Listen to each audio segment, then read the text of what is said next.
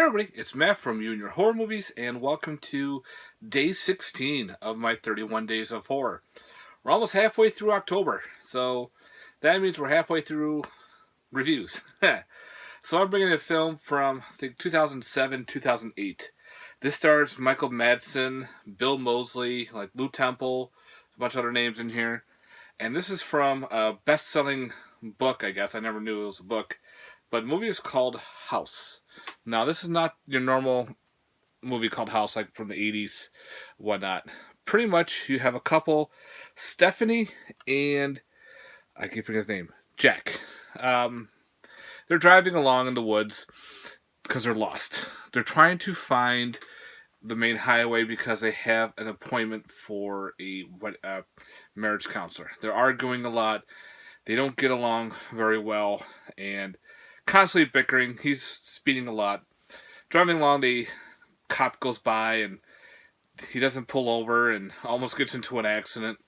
So the cop lets him go unticketed. While he gives them some information, of course, they drive along and they get into an accident. Their tires are blown. Supposedly they find some weird junk in the middle of the road, metal and spikes and shit. And there's another car sitting there too. So I figured, well, someone else had this happen to them. Maybe we can go find some help or whatnot. Of course, there's a storm. Well, they decide to trench through the storm and try to find help. Well, they come across this inn out in the middle of nowhere. Like, they don't even recognize it. And so they go in, this big, like, mansion. Old school, like, bed and breakfast. Well, they meet the other couple. It's a younger couple. And they all decide, well, let's figure out what's going on. Well, right now, they walk into, like, a living room. There's a dinner set for four. And they're like, wait a minute, this is too odd.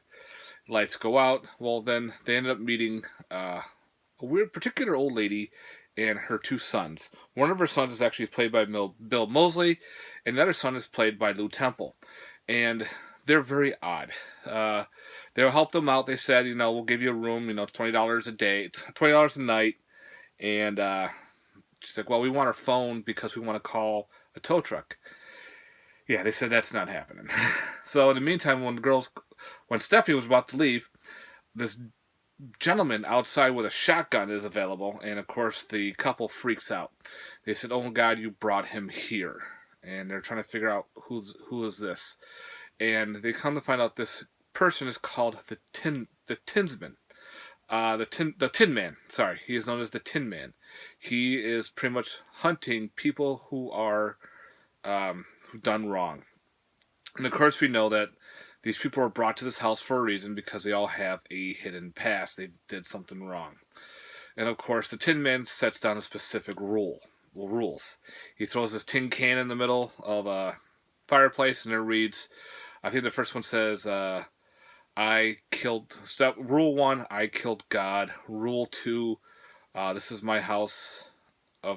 Something weird like that. And rule 3 was, if someone dies by dawn, rule 2 is null and void. So pretty much they said they had to kill somebody. Of course they're all like, no, we're not killing each other. So of course they're running around the house trying to figure out what the fuck's going on. There's a lot of weirdness going on. There's a lot of supernatural going on with this movie. And it plays off pretty well with the supernatural aspect. And of course, you get into everyone's past, you get into everyone's dark secret and why they're all brought here. It's got a cool twist to it, and it starts off really weird. When you get into the supernatural aspect of it, it's like, what's going on? But then you realize later on, okay, I understand now. So it's got a lot of supernatural twist to it. It's got like that supernatural thrillerness. No gore, no nudity or anything like that. It's mostly story driven, and I thought that was pretty cool. And something can get kind of lost. And I was reading some reviews saying this is nothing like the book. But I liked the movie. I thought the movie was really cool. So maybe the book's even better. So who knows? People say usually the book is better than the movie a lot. So if you've ever read the book, it's done by Ted Decker and Frank Petrelli. I think that's the name, and I think the name of the book is called House. Not exactly sure. So again, it's a big like a cat and mouse type thing happening. A lot of psychological thriller twists happening back and forth.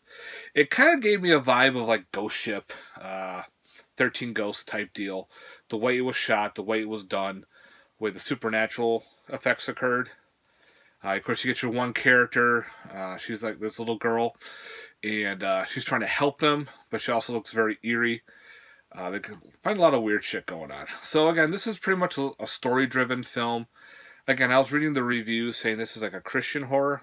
I don't see anything Christian-wise to it, but I guess it has, you know, the whole good versus evil type thing. But other than that, I thought this was actually fun. I did this with Blind Buy. I remember watching the trailer way back. I thought it was a slasher because the way the dude was dressed. He calls himself the Tin Man. And no, that doesn't play off at all. There's no slashing at all. But you have more of a supernatural, again, villain. So and he wants you to kill others. He doesn't do the killing. He wants it all done by you or someone else in the party. And of course, it plays a cool twist at the end. And the twist has been done before and everything before, so it's nothing new. But it was entertaining. So I will probably give this one a 6 out of 10 for entertainment-wise for watching.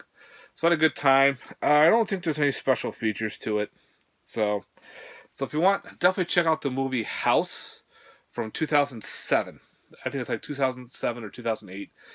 But you want to get the one with Bill Moseley and Michael Madison in it. There's several horror movies called House. So try to find this one. Good luck. Alright guys, thanks very much for watching. I hope you enjoyed my review. Stay tuned for more 31 Days of Horror, guys. Later. Peace.